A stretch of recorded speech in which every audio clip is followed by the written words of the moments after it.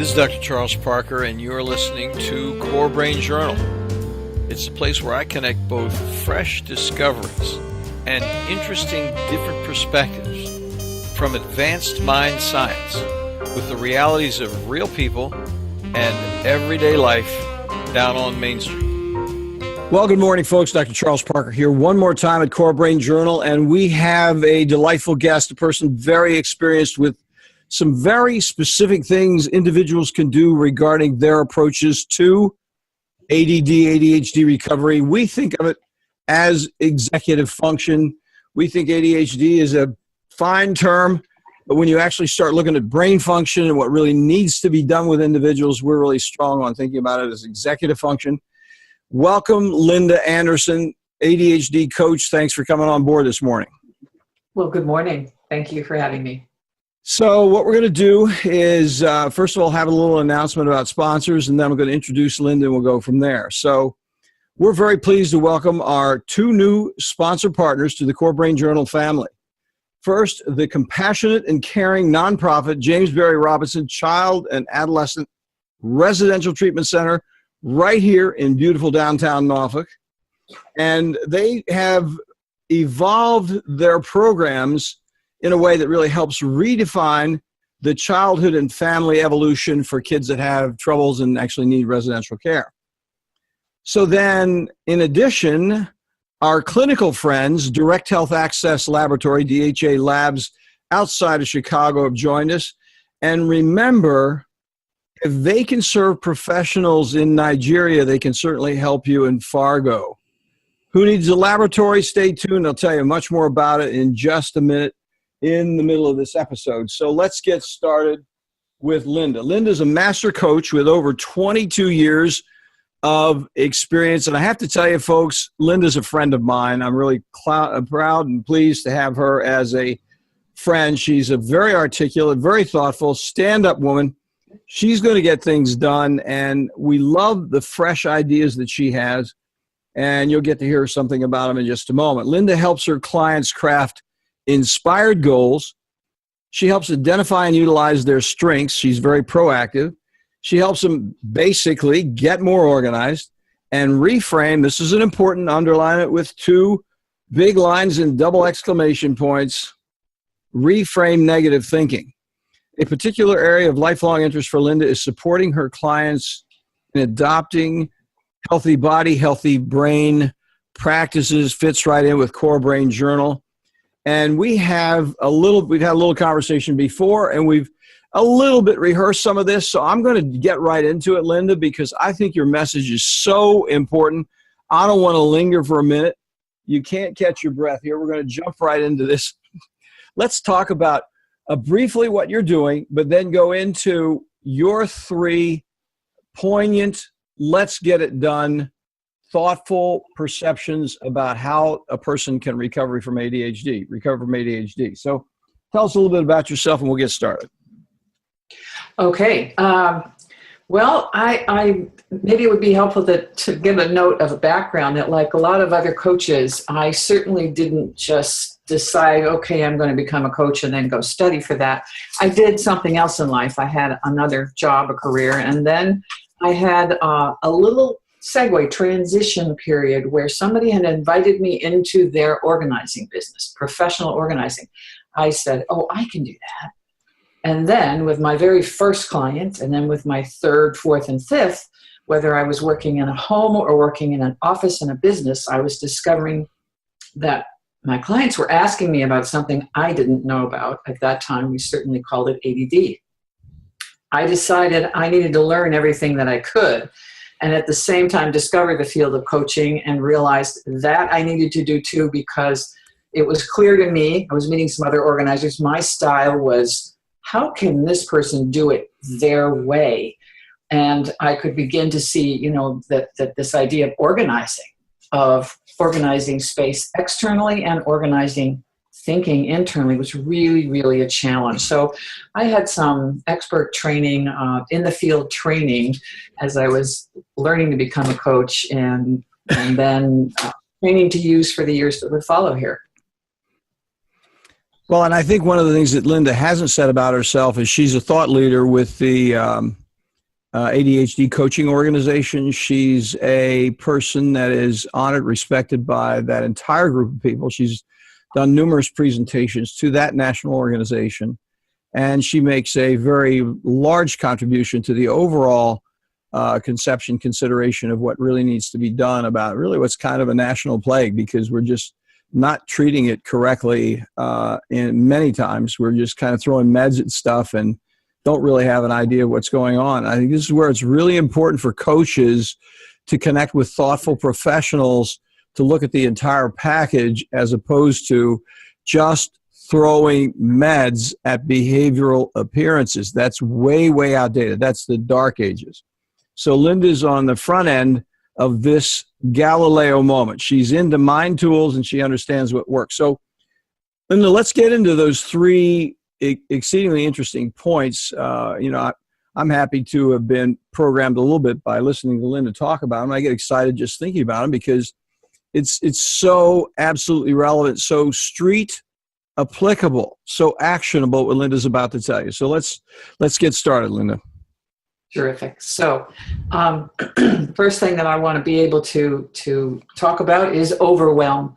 I've often joked with my clients that overwhelm should be a descriptor in the DSM-5 or whichever is now evolving next, a medical term that could help characterize what happens to people with ADD. Because over the years my clients have used that word, and I've then come to realize that, wow, this state of overwhelm is really not a pleasant thing to have happen. And when it occurs and you're in it, there's just too much of pressure, too much stress, and the brain shuts down. I've written an article about that, and I talk about neurons crashing, which isn't really what's happening, but it's such a lovely metaphor. And again, people I know can really relate to that. So overwhelm comes in different shades, in different colors. Overwhelm happens when a brain gets caught negatively, ruminating, going over negative thoughts over and over and over and over, and that's one kind of shutdown. Another kind of shutdown is just over perfecting something, writing this email, trying to get it right to your boss, and you're spending, an hour or two on an email, and then you do realize, wait a minute, this is not right. And then there's procrastinating, the other side of it, which is not doing this. The brain is just saying, no, can't go there, can't go, no, can't do that yet. I gotta go do this instead.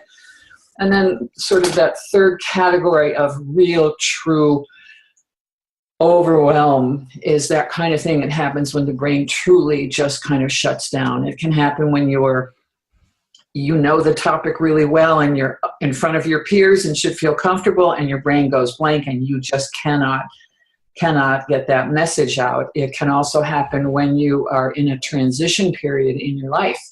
You have moved into a new house, you have a new job, you have your husband-to-be wanting you to plan the wedding.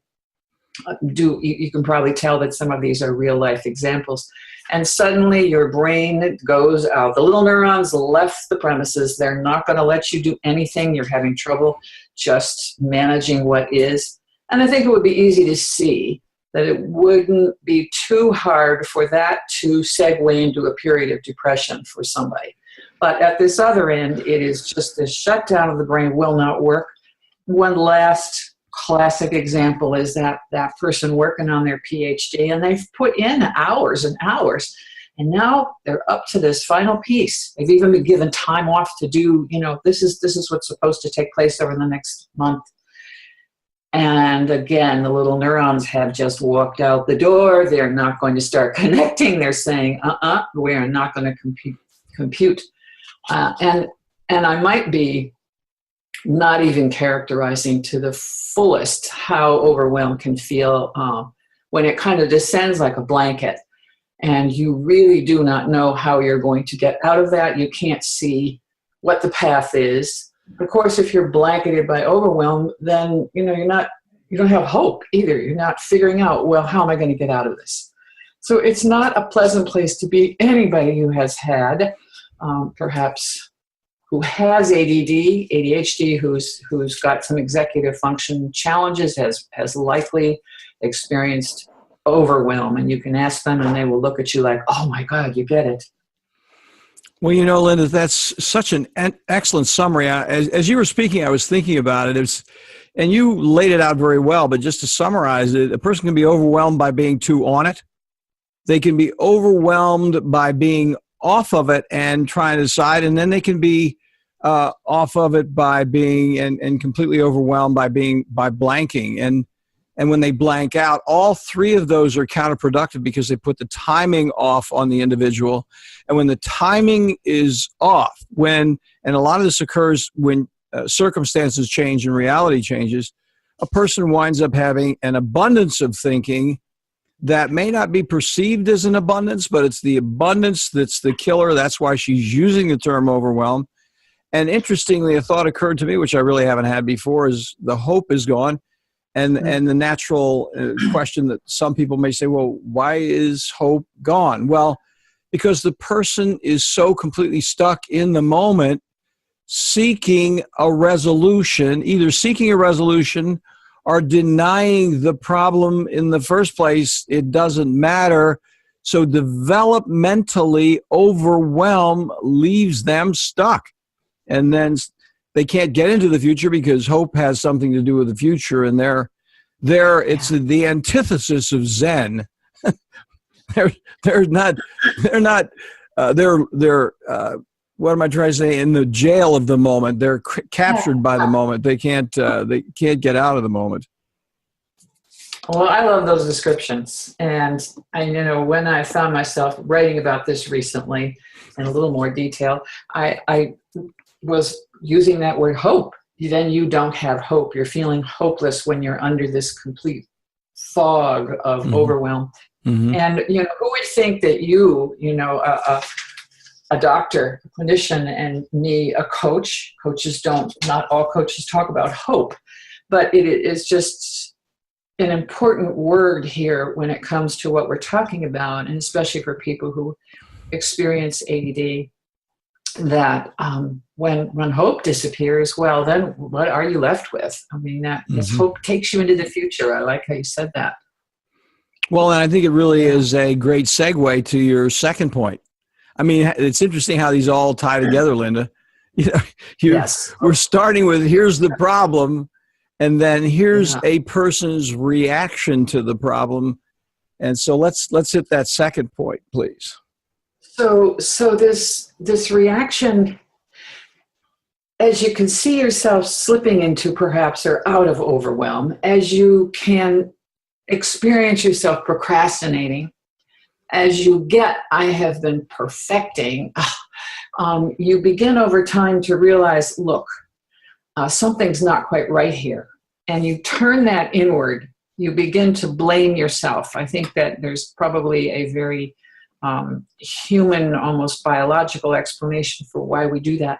But what then happens is this negative inner critic, this voice begins to develop, and it begins at an early age when you're just young. When a teacher said something to you that was cruel and punishing, she saw that you were different in the classroom. That happened to one of my clients.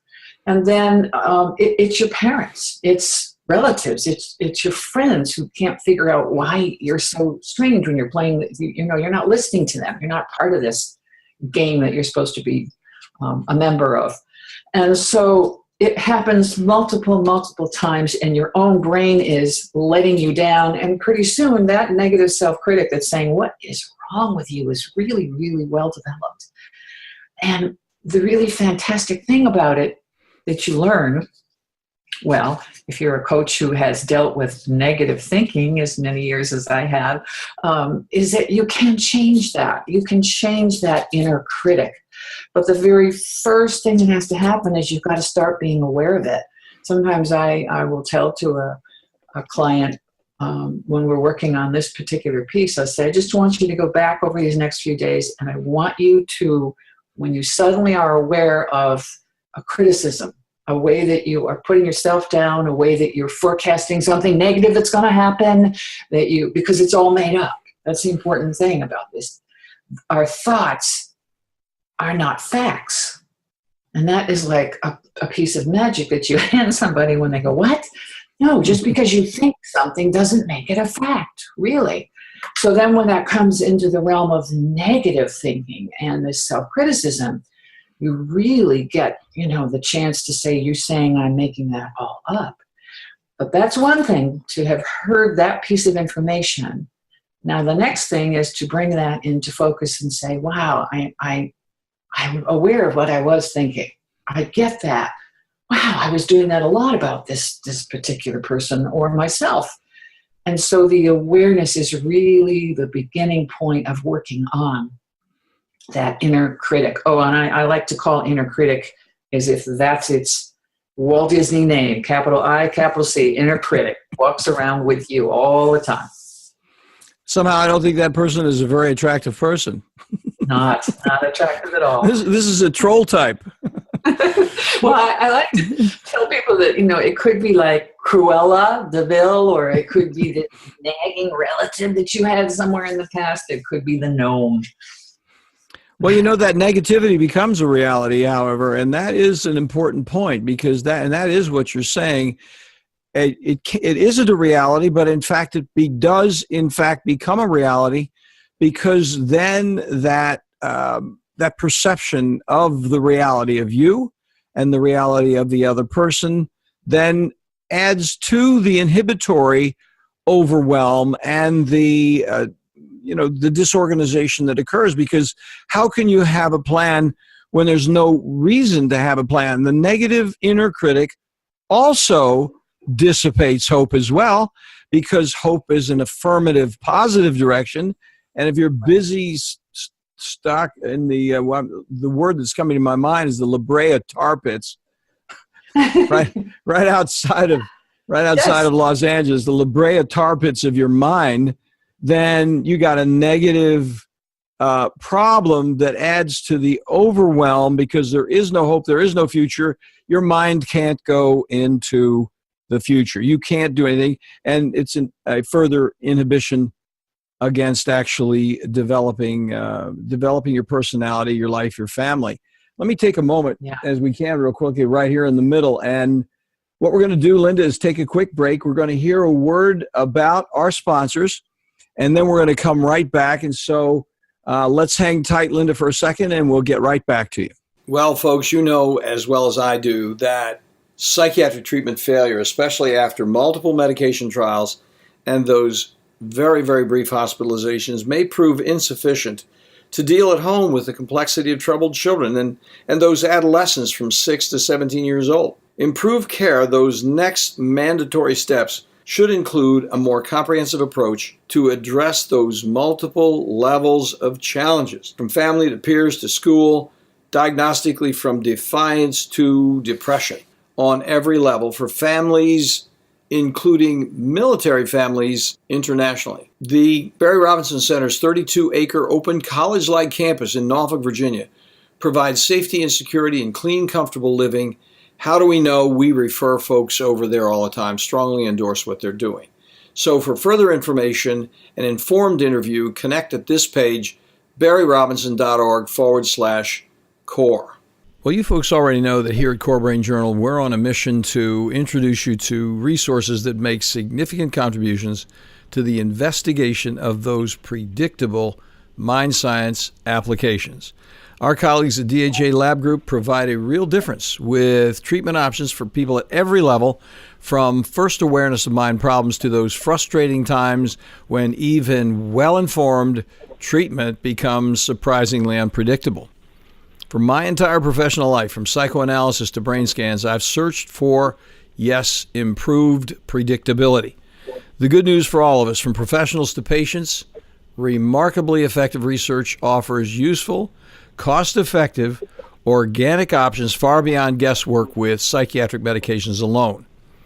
DHA lab tests measure unbalanced biomedical details through easily available testing, now available globally for a variety of molecular answers from, for example, methylation, copper, and cryptopyrrole challenges. Check in for more details at dhalab.com core. That's dhalab.com/core. Okay, so here we are back again. That was a little short break. Thanks for hanging with us.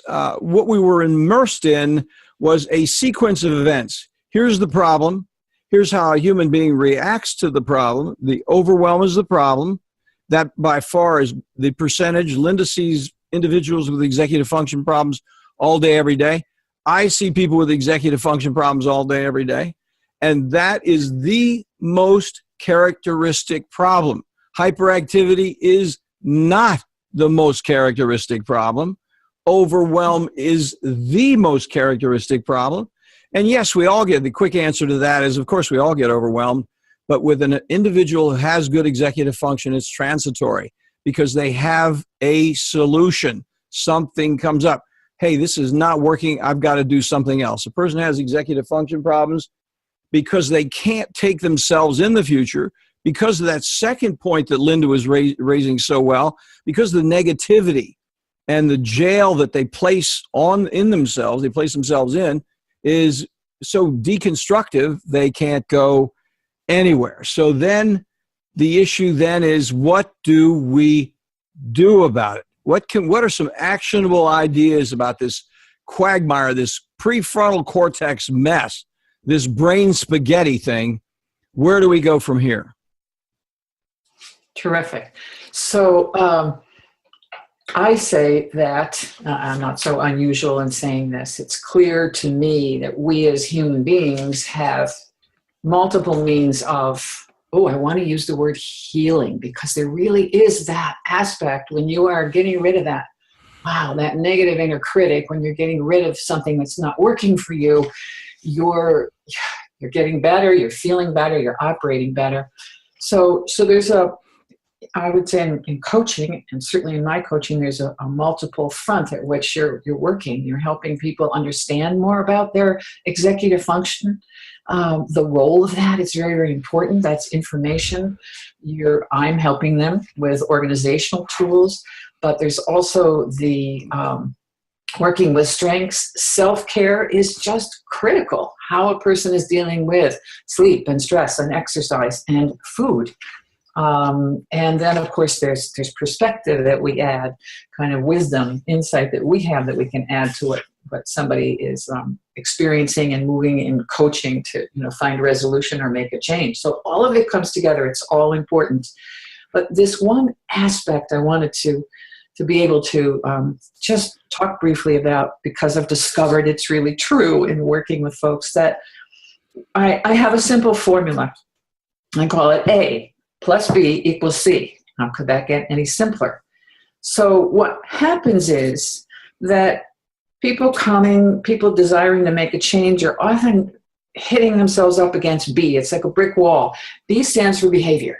They want to be able to get work done in a timely fashion. They want to be able to manage temper or emotions like that. They want to be able to get up in the morning and get to bed at a reasonable time. There's certain changes that they absolutely have been trying to make and have trouble with it. Well, now, it's really necessary to have the A part of that equation if you really want to get to the other side, past the equal sign over to the change that is desired. So the A part is awareness. What we're talking about right now is awareness. There's a kind of awareness that comes because you read a book, because you listened to a podcast, because you had a realization yourself about own self-knowledge. This area of awareness, sometimes it's an aha moment. You were thinking of something one way, and suddenly it's like, oh my gosh, all that negative thinking isn't fact. It's just my brain staying busy on a negative thought. So now you couple this awareness and you begin to look at the behavior you want to change. And now you're probably going to change a little bit the direction. Instead of hitting your head on this brick wall, you're going to shift a little bit and pick a better direction to begin practicing and changing and making that shift you want to make to get to the other side. So these two components, the A plus the B, are critical. And let me just add that on that behavioral shift part, on the B part of that little equation, sometimes, we think we've got to do a whole 180. There are times in life when you've got to do a 180, if you're going to quit drinking because you really need to quit drinking and you need to quit smoking, that's okay. I've got to stop it completely. But there's a lot of other change that we can make by steps. And that it becomes very important to make it by steps because that's what we're ready to take on. That's what we can do. And that sort of incremental change, sometimes I call it change by 15 degrees, is very, very important. It leads to success. It gets you to the other side of the equation as well. So even 15-degree change is very, very important. Linda, I love that concept of degrees. And I think one of the things that happens with individuals, all of us human beings, but it certainly happens more predominantly with individuals with executive function, is they want to think reductionistically. It's black or white. So if it's not ADD, I'm lazy. So we're going to have 100%. I'm a lazy person. Lazy is what I am. And I don't have a 15% of non-lazy. I'm a lazy person. So what Linda is saying, folks, is if you have a 15% of non-lazy, get on it. That's okay. Reach back, give yourself a pat on the back, and stay with the fact that you have 15% cooking for you as opposed to 85% non-productive work. And you got to stay away from the epithets. You got to stay away from the names and the labels. I'm big against labels. Why? Because they're reductionistic. The behavioral diagnosis of ADD, ADHD is outdated because it's reductionistic, based on appearances, has nothing to do with brain function. It has to do with how they look in the office. When we had primitive tools and we didn't know what we're doing, we're called, oh, he's ADD, is he inattentive or hyperactive? End of conversation. Has nothing to do with the part of them that is attentive, the part of them that isn't hyperactive. It has to do with, that's the label, got to do it, let's throw some meds at it, talk to you later. And so what happens is, Linda's making a very, very important point, folks. And what happens with executive function, if we think reductionistically as human beings, for those of you who don't suffer with executive function problems, it applies to you too. If you think reductionistically, you're lost, because what is in that 15%? Opportunity, change. That's what Linda's talking about. You have an awareness, you see the behaviors, you need to make a change. The C on the change is in that 15%. It's not in the 85% that isn't working, because that's where you're stuck. If you want to go to the 15%, that's where the change is. That's the opportunity. That's the hope. That's the future. So I'm really with you on that, Linda. You made me think of one thing, Chuck, that I hadn't thought of until I'm listening to you just a moment ago, that yes, everybody can have overwhelm. Everybody has negative thinking. What we know is that this person with executive function challenge just has a lot more of it, and they really do. They live with it way too much.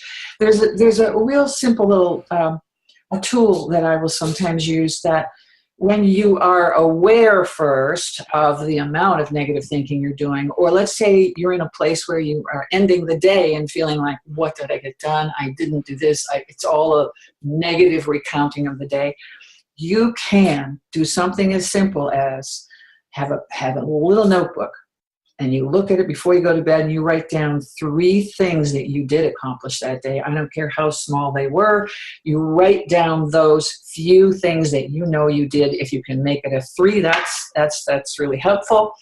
And it's a practice in telling your brain where to go. Let's go think about this. You've spent way over time here in the negative. Now we're saying to the brain, we've got to exercise this part. We've got to build a little neural pathway here for success. And let's please take account of, what small thing, whatever it was that went right, that I did right, or that I finished. That's it's so true, because it's amazing to me, because in the diagnostic coding system currently in use, the standard of care in psychiatry does not address time at all. In fact, it also doesn't address thinking, which is our conversation right here. I mean, we're treating thinking without thinking about thinking. We're treating behaviors, not thinking, but the problem is thinking, not behaviors. Behaviors is the outcome of thinking. So what happens is we're treating the outcome. I think of it, I've said this before, as the psychiatric fashion show. And who wants to be in the fashion show? Why don't we deal with reality? And Linda, folks, is telling us about reality, how the brain actually works, and some ways out of the reality of that closet that's placed in there by thinking only in behavioral terms. But anyway, back to it. I think the issue is taking it to that next step, dealing with the reality of time. We have such a limited time in our life.